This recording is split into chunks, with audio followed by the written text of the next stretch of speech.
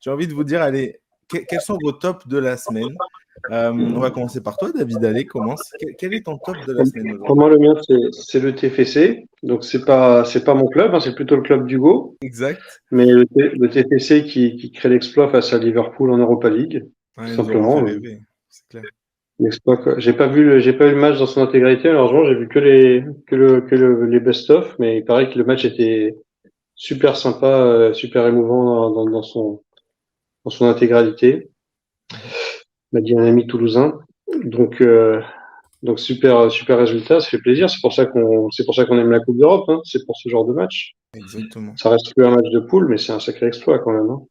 Ça, ouais, ça c'est clair. Et du coup, ça rabat un peu, pas ça rabat, mais ça laisse Toulouse largement dedans pour la qualification en Ligue Ouais. Europa. On dit peut-être Ouais, pas. Ligue Europa, ça semble être une bonne compétition pour les clubs français, la Ligue Europa. On voit Marseille en tête de son groupe, Rennes, Rennes et, et Toulouse et on deuxième. a Toulouse qui est toujours en vie, et on verra si d'aventure Lens finit troisième de sa poule, il sera reversé en Ligue Europa et on aura vraiment une grosse armada en Ligue Europa, le cas échéant. C'est clair, une brochette de clubs français.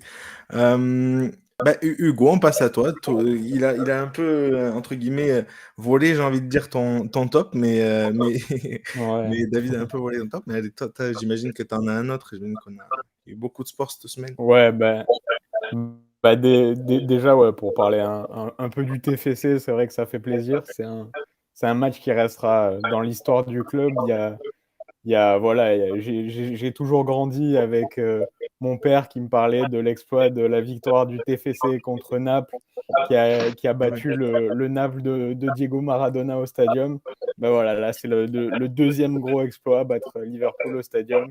Donc voilà, il y avait une ambiance de fou, c'était assez beau à voir. Et puis, mine de rien, c'était contre une équipe un peu de remplaçant de Liverpool, mais comme à son habitude, Klopp, en seconde période, il fait rentrer les Salah, les Trent Alexander-Arnold, les Jota, Szoboszlai, voilà, toute la clique.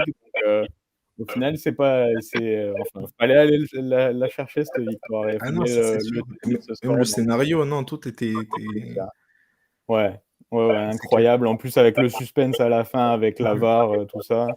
J'ai Voilà, eu, j'ai eu des, c'était- j'ai des amis c'était- toulousains qui m'ont sorti un sobre. C'est le plus beau jour de ma vie. Donc j'avoue que je comprends. Je Ouais, comprends. non, mais c'est clair. Franchement, ça restera peut-être plus gravé dans les mémoires que la victoire en Coupe de France contre Nantes. Donc, c'est pour dire. Alors que c'est qu'un match de poule. Mais bon, voilà, on avait déjà affronté Liverpool. À chaque fois, ça s'était fini largement en faveur de Liverpool. Voilà, des 4-0, on s'en souvient. Donc voilà, ça fait forcément plaisir. Et, euh, Est-ce que tu en as un et autre de top, sinon, j'imagine? Ah oui, pardon. ouais, exactement. Moi, mon top du week-end, vraiment, c'est le match peut-être de la saison pour l'instant. C'est le Chelsea-Manchester City. Mhm. Voilà, en plus, on n'a pas été gâté par le niveau de la Ligue 1 ce week-end. Ah Donc non. vraiment, voir ce match-là en Première Ligue, c'était incroyable. Il y avait de l'intensité dans tous les sens. Chelsea, ça recommence à bien jouer. Manchester City a fait un très bon match aussi. C'était vraiment deux belles équipes. C'était vraiment du niveau Ligue des Champions. Il y a eu quelques erreurs d'arbitrage, des erreurs défensives. Mais voilà, ça fait partie du lot d'un match avec autant d'intensité, autant d'action de tous les côtés. Et voilà, on a retrouvé des joueurs à un très haut niveau. Et voilà, et pareil, il y a de la belle histoire aussi. Il y a des rebondissements dans tous les sens. Au final, Cole Palmer qui offre l'égalisation à Chelsea, lui, l'enfant de City. Donc, Mhm. donc voilà, c'était Mine de rien, deux assez anciens exceptionnel. City qui ont marqué dans ce match-là. Ouais, Parce que exactement, avec Raheem Sterling aussi. Sterling qui a fait un gros match.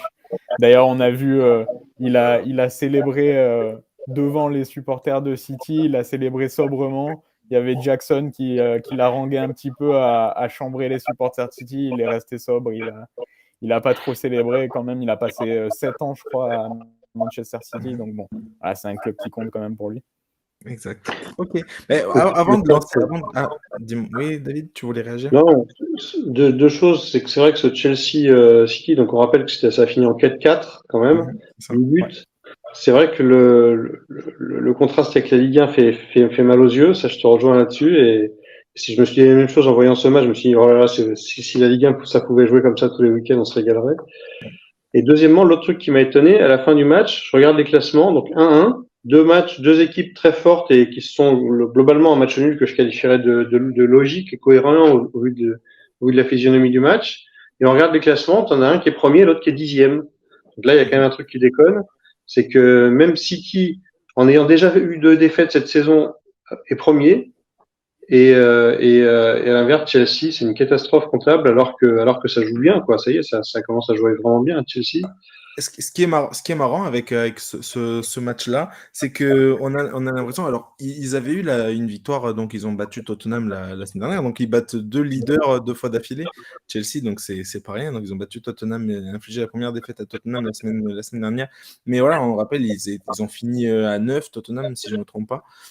Ouais. Et on avait eu vraiment une impression de match. Je veux dire, c'était une victoire, mais si Tottenham, enfin, c'était Tottenham qui méritait. Et là, pour le coup, bah, je sais pas, j'ai pas ressenti ça. C'était plus.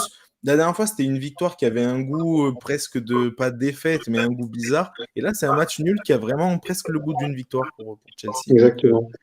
Ouais. Donc, Ouais, non, clairement, contre Tottenham, ils ont montré des grosses lacunes défensives. Ils savent un peu comment se faire peur tout seul à certains moments. Voilà, sur les coups de pied arrêtés et tout, on a senti beaucoup de fébrilité. Et ça s'est décanté vraiment à la fin où Jackson il met 2 buts en toute fin de match.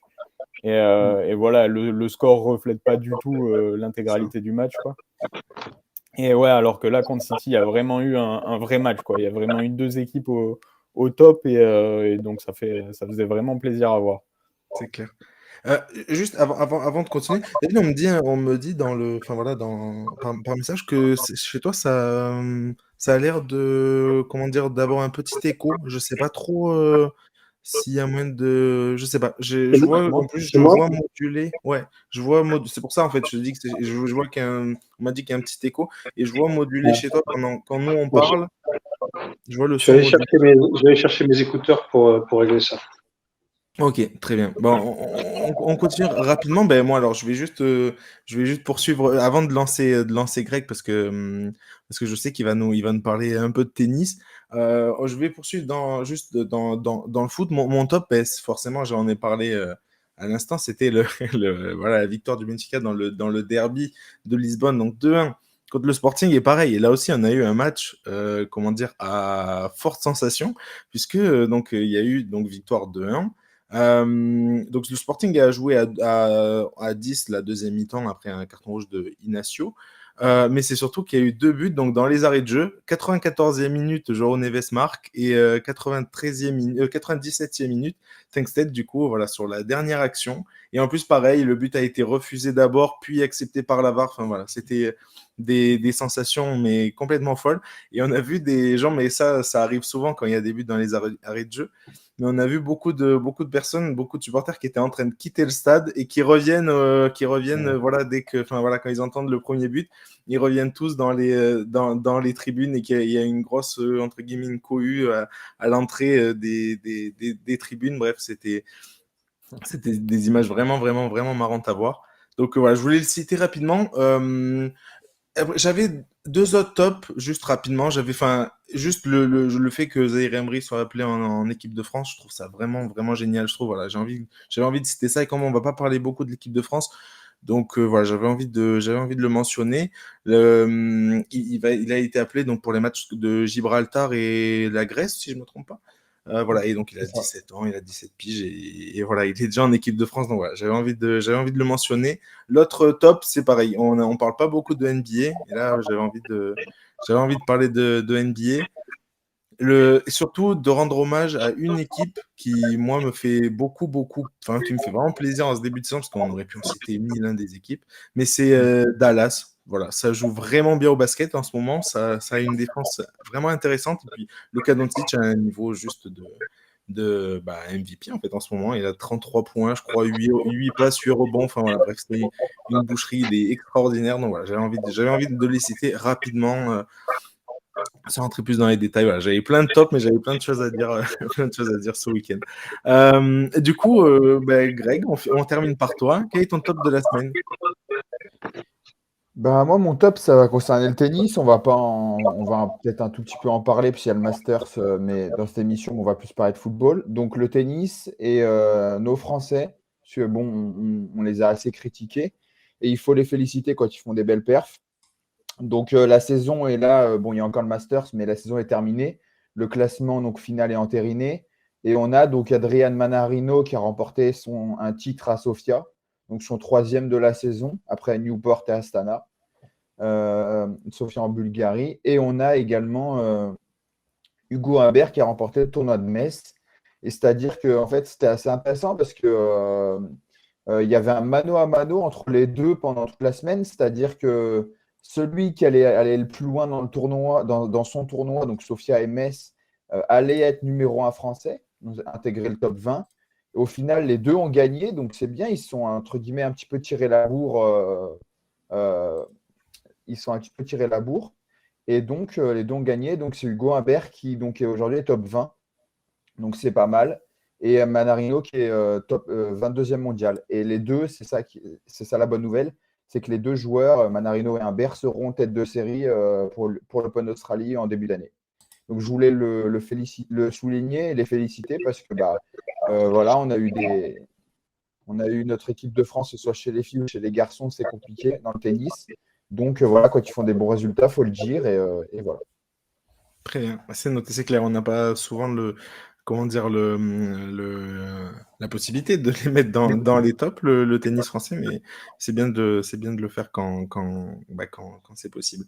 On passe au flop, sans plus de transition, sans quoi que ce soit. On passe au flop. David, c'est quoi, toi, ton flop de la semaine? J'ai l'impression que mon micro marche pas. Mon casque marche pas, j'ai l'impression. Attends, je recommence. Moi, j'entends très bien après. Sinon, on change. Alors, vas-y, on Greg, t'entend. on continue sur ta lancée. Greg, c'est quoi ton flop de la semaine? Ok. Moi, mon flop, donc c'est du rugby. Je vais pas vous mentir, j'ai eu du mal à trouver un flop, vraiment. Mhm. Voilà, c'est du rugby et c'est l'équipe de Montpellier qui a perdu à domicile contre Clermont. Et Montpellier, quand même, en rugby, c'est pas n'importe quoi. Et aujourd'hui, donc le top 14 a repris, hein, après bien sûr la Coupe du Monde. Et après 6 journées, Montpellier était avec 6 points, 13e. Donc avant-dernier. Ils n'ont pas gagné depuis le 20. Tac, tac, tac. Depuis le 20 septembre dernier. Donc voilà, donc c'est quand même un gros club en France. Donc c'est mon flop. Je pense que leur entraîneur va. J'ai entendu que Altrad, qui est leur président, a passé un petit coup de gueule, a poussé un petit coup de gueule. Donc voilà, donc Montpellier est vraiment en difficulté. Et c'est mon flop parce qu'ils ont encore perdu contre Clermont à la maison ce week-end. Ok, très bien. C'est bien noté. De ton côté, Hugo, est-ce que attends, je vais juste. Tu peux mentionner. Oui, mentionne explique-nous ton flop. Je vais rajouter David parce que du coup, hop, sa caméra était partie. Donc vas-y, Hugo. Quel est ton flop? Alors du coup, moi mon flop, ouais pareil, j'ai eu un peu mal à trouver un flop cette semaine, donc bon, on va en reparler tout à l'heure, mais vraiment le match qui m'a déçu en football ce week-end, c'est vraiment le Lens Marseille, Mhm. qui voilà, c'est deux équipes qu'on a l'habitude de voir tout en haut de la Ligue 1, qui nous ont fait vibrer la saison dernière, voilà, qui ont un jeu très offensif, ça part dans tous les sens, et là vraiment on s'est ennuyé hier soir. Donc voilà, il y a eu un but pour sauver l'honneur des Lensois, mais bon, c'était pas fameux. Et voilà, et ça vient clôturer un week-end de Ligue 1 qui a été assez décevant. Voilà, tous les gros de Ligue 1 ont assez déçu, que ça soit Nice, que ça soit Monaco, même le PSG n'a pas été fameux, même s'il gagne assez largement, mais Donnarumma leur a bien sauvé la baraque. Donc voilà, tous les gros de Ligue 1 m'ont assez déçu ce week-end. Ok, très bien. Du coup, les gros de Ligue 1, on note. De ton côté, David, est-ce que toi, tu as un flop? Tu as eu du mal aussi à en trouver un? Est-ce que ça va? Est-ce que vous m'entendez déjà? Est-ce que le son On est t'entend correct? On t'entend, ouais. Bon. Donc, moi, mon flop, c'est le PSG. Mon flop de la semaine, c'est le PSG. Alors, je m'explique. D'abord, il y a la défaite à Milan, en milieu de semaine, avec un PSG qui s'est bien fait bouger, Milan qui méritait sa victoire. Et ensuite, il y a ce match contre Reims, donc il permet au PSG, alors le PSG s'impose 3-0 à Reims et repasse en tête de la Ligue 1. Donc ça, mathématiquement, comptablement, c'est positif. Mais j'ai vu le même match que contre Milan, sauf que Reims n'a pas réussi à marquer, grâce notamment à des arrêts de fou de Donnarumma. J'ai vu un PSG qui se fait bouger, un PSG qui contrôle jamais la situation, qui marque sur des exploits individuels, donc passe magnifique de Dembélé pour Mbappé sur le premier but, Mbappé 3 fois avec Dembélé, Soler et Barcola à la passe. Bon, comptablement c'est bien, mais dans le jeu c'est insuffisant. Et alors le symbole pour moi de ça, c'est à la mi-temps du match contre Reims, Luis Enrique qui sort Gonzalo Ramos, qui est parfaitement invisible depuis le début de la rencontre, pour mettre un milieu de terrain supplémentaire, parce qu'évidemment, cette tentative de jouer avec 4 attaquants, ça ne fonctionne pas du tout. Et Gonzalo Ramos et Ronald Colomwani sont nuls depuis le début de la saison. Donc, c'est des types qui ont coûté respectivement 80 et 95 millions d'euros et qui sont nuls. C'est pas seulement qu'ils sont en rodage, c'est qu'ils sont mauvais. Donc, moi, c'est bon, ma patience a des limites. J'avais plein d'espoir sur cette équipe du PSG au mois d'août. Et là, on arrive mi-novembre et ça joue mal. Donc, ça suffira pas pour aller loin en Ligue des Champions. Il faut absolument qu'il y ait un déclic, qu'il y ait une prise de conscience des joueurs qu'il faut en donner plus sur le terrain pour avoir des meilleurs résultats et surtout une meilleure emprise sur le jeu. Parce que le talent individuel ne suffira pas à les sauver contre des City ou contre des Real Madrid. Voilà. D'ailleurs, tu mentionnes la défaite du PSG donc contre l'AC Milan. Juste comme ça, parce qu'il y a eu pas mal de débats en milieu de semaine. Nous, c'est vrai qu'on n'a pas fait. Enfin voilà. On avait parlé non, on avait parlé du PSG, oui, mais on avait pronostiqué surtout le match. Est-ce que, enfin, parce encore une fois, il y a eu pas mal de débats. Est-ce que tu trouves que la qualification est en danger pour les huitièmes carrément ou non? Oui, bien sûr. On savait que c'était le groupe de la mort avec Newcastle et Dortmund. Là, ça se concrétise malheureusement. C'est-à-dire que là, il va falloir battre Newcastle et Dortmund. Ça, c'est pas du tout acquis. Et si ça se joue à un point près, voilà, c'est pas du tout acquis. Alors bon, je pense que le PSG va se qualifier. Je pense même qu'il va terminer premier de ce groupe, mais sans écraser l'adversaire, sans briller, en se prenant la pression quand même plus souvent qu'à son tour. Parce que même le match aller contre Milan au Parc n'était pas impeccable, hein, loin s'en faut. Donc oui, là tout est possible dans ce groupe. Hein. Newcastle peut se réveiller. Dortmund, ça joue bien, je trouve aussi. Ouais, ça dépend les matchs, on va dire, mais ça dépend les matchs. Ouais. En Europe, ça joue bien. Moi, je vois Paris passer avec Dortmund dans ce groupe. Voilà, mon prono à ce stade. Ok, mais on le rappelle juste. Groupe et ça se confirme. Donc le PSG a perdu 2 fois dans cette phase de groupe qui n'est pas terminée d'ailleurs. Ça n'était plus arrivé depuis 2018, alors qu'ils étaient dans le groupe de Naples et de Liverpool, je ne sais pas si on s'en rappelle. Ils étaient passés, ils étaient quand même passés à l'époque. Et en première place, il me semble, si je ne me trompe pas. Mais voilà, c'était plus arrivé 2 défaites en match de poule de Ligue des Champions. C'était plus arrivé au PSG depuis 2018. Et on sait à quel point ça peut coûter cher de passer en deuxième position du groupe aussi. Hein, on l'a vu l'année dernière. Très gros au huitième de finale. Donc et on l'a vu l'année dernière. On l'a vu l'année dernière. Voilà. Donc là, je commence à m'inquiéter. Effectivement, il faudrait quand même que le PSG hausse son niveau de jeu, prenne de l'avance en Ligue 1 pour avoir l'esprit plus tranquille en Ligue des Champions aussi, et joue mieux, tout simplement. Ok. Ça joue mal. Très, très bien. Moi, juste mon flop, pareil, j'ai eu un peu de mal à en trouver un, et au final, finalement, non, il m'a semblé assez logique. Moi, mon flop, c'est Naples. depuis ce début de saison. Pourquoi? Alors, ils ne sont pas catastrophiques en championnat, ils sont 4e, toujours dans la course. Ils ne sont pas catastrophiques en Ligue des Champions, ils sont 2e derrière le Real Madrid, juste, 4 points, je crois, devant Braga. Voilà, un groupe où ils doivent passer 2e, on va dire. Enfin, voilà, c'est ce qu'ils doivent faire. Mais voilà, donc ils ont perdu contre Empoli, qui était donc 18e ce dimanche. Voilà, ils ont permis. Non, ils étaient pas 10e, mais ils étaient relégables, Empoli. Et ils ont perdu contre le relégable.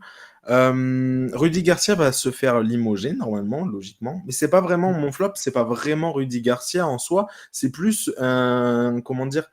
Voilà, la saison en global de Naples, et ça dès le début d'année, parce il y a eu beaucoup de, comment dire, voilà, leur coach est parti.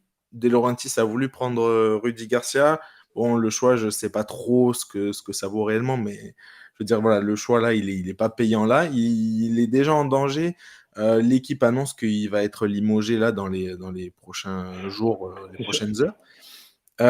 Et puis, C'est surtout le contraste avec la saison dernière qui est frappant, parce que c'est une équipe qui jouait merveilleusement bien la saison dernière. Et c'est là où j'allais en venir, c'est que du coup, ok, voilà, je mets Rudy Garcia surtout en tête parce que du coup, il va être limogé, etc. Mais il y a beaucoup de cadres qui sont pas du tout au niveau cette année, et on pense par exemple au Géorgien Kvaratskhelia, je crois que c'est oui, voilà, Kvaratskhelia, il est pas au niveau du tout cette saison. Il est très, très, très, très, très en difficulté. Et je pense que voilà, Greg, tu vas pas être en désaccord avec moi sur ce point-là, toi qui suis bien la Serie A. Ouais, c'est sûr, c'est sûr. Et puis, il y a aussi. Alors, déjà, la saison dernière était une anomalie, hein. Tout leur réussissait. Osimhen a marché sur l'eau à tel point qu'il pouvait partir pour 150, 200 millions d'euros, enfin, selon les rumeurs. Aujourd'hui, Garcia, déjà, est déjà un entraîneur clivant de base. Un peu comme Laurent Blanc, il sortait de l'Arabie Saoudite, donc c'est pas. Malgré tout, il faut se réadapter au championnat. Et là, en plus, il a eu beaucoup de chance. Je pense que ses contacts en Italie, parce que, et on l'avait dit, hein, C'est ça. on avait fait une émission Bien où on sûr. parlait de Galtier et Garcia, et on avait dit on pensait plus à Galtier. Et en fait, voilà, ses contacts en Italie, vu que ça s'est bien passé à Rome, tout ça, c'est quelqu'un. Tout le monde le dit, hein, Ça, même quand il il est reste, passé à l'OL. il a de la cote quand même. Là, une certaine cote en Italie, il reste. Bah ouais, c'est quelqu'un qui parle très très bien, Il même parle quand il couramment était passé italien, à l'OL, il sûrement. était passé devant, bien sûr. Je crois que alors je sais pas, c'est peut-être son ex mais il était avec une top modèle italienne à l'époque. Enfin voilà, donc Ouais, et il était vraiment sa bien femme adapté au italienne. pays. Voilà, donc il est encore avec. Bravo Rudy. Mais au-delà de ça, à Naples, c'est compliqué depuis le début de la saison. Il y a aussi Kim, on n'en parle pas beaucoup, mais Kim qui C'est est vrai, ouais, parti, il est ils parti. l'ont remplacé par Nathan, un Brésilien qui est jeune, qui a beaucoup de potentiel, mais c'est pas pareil que Kim du tout. Et puis au-delà de ça, il y a plein de problèmes extrasportifs. Osimhen a eu des soucis avec le community manager de TikTok. Enfin, il y a eu plein de soucis qui font que Naples n'arrive pas. Et le match, on en a parlé, mais ils ont joué donc en Ligue des Champions. Donc, ils perdent contre Empoli et ils jouent en Ligue des Champions.